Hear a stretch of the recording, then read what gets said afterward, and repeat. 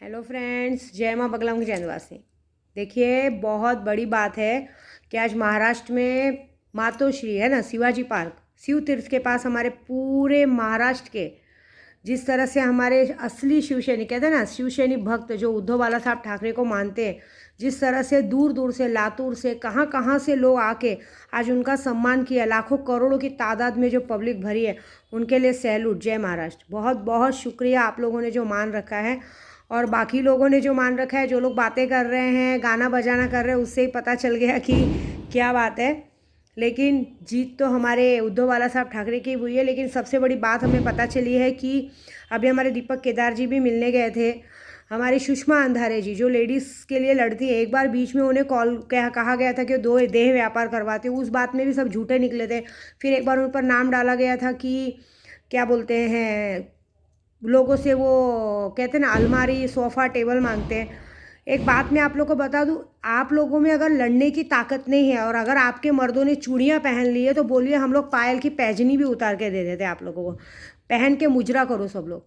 आप लोगों को मतलब हमारे उद्धव बाला साहब ठाकरे की तरफ से अगर हम औरतें लड़ती हैं तो हम औरतों पे अनैतिक नाम डाले जाते हैं, हम औरतों पे गंदे बातें कही जाती है। और अभी जब मैं भी ड्रग्स के लिए लड़ाई लड़ रही हूँ कि ड्रग्स का बाज़ार बहुत गंदी तरीके से चल रहा है, हमारी गोराई में भी चल रहा है। हमारी गोराई में लोग रोज़ का डेली हो गया, लड़के आते हैं, नशा बेचते हैं, रात को 2-2:30 बजे निकल जाते हैं, शाम को 4-5 बजे से नाटक शुरू होता है, लेकिन उसे कोई नहीं पकड़ता है। नासिक में 550 करोड़ रुपए का 550 करोड़ का ड्रग्स मिला।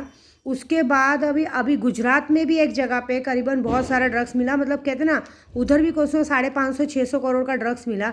इतना सारा ड्रग्स का हो रहा है। लेकिन जो आज की सरकार है, जब उनसे हमारी सुषमा अंधारे जी ने सवाल किया कि वहाँ के जो पालक मंत्री, राज मंत्री, वो क्या कर रहे हैं, उस बात पे उनके भाई पे मारहान किया गया है, उनके भाई को मारा गया और उन पे फिर से अनैतिक नाम डाले गए।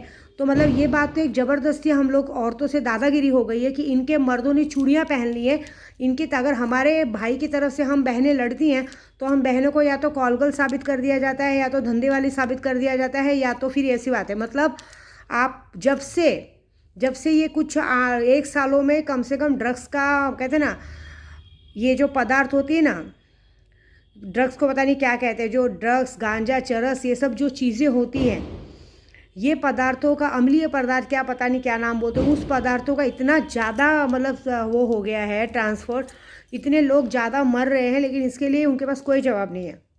प्लस हमारे मराठा आरक्षण के लिए एक मनोज करके बेचारे जी जो लड़ रहे हैं, उनको भी सवाल किए जा रहे हैं।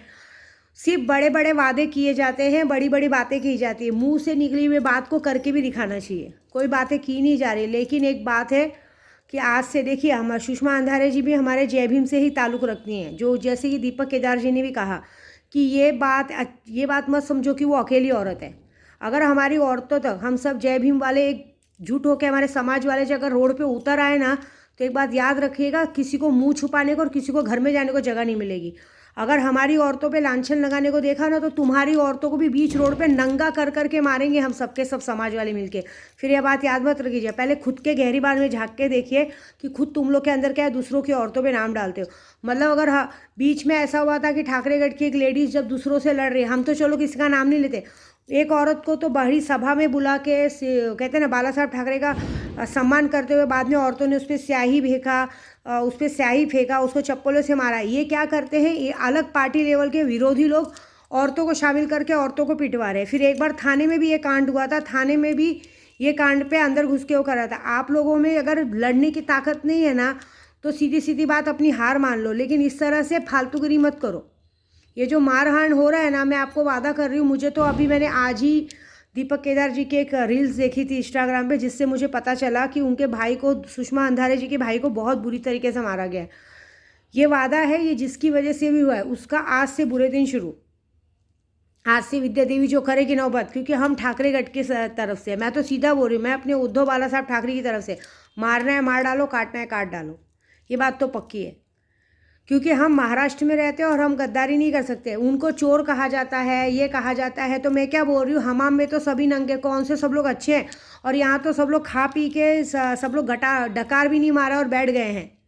एक बात याद रखिएगा, 2024 की इलेक्शन में ना सबको सबकी औकात पता चलेगी। लेकिन इस तरह से जो औरतों पे हाथ उठाया जा रहा है, अत्याचार हो रहा है, हमारे सोलापुर से लेकर बॉम्बे तक में, सोलापुर से लेकर बॉम्बे तक में कम से कम 19,000 औरतें और बच्चियां गायब हुई हैं 1 साल के अंदर। उसका जवाब कौन देगा?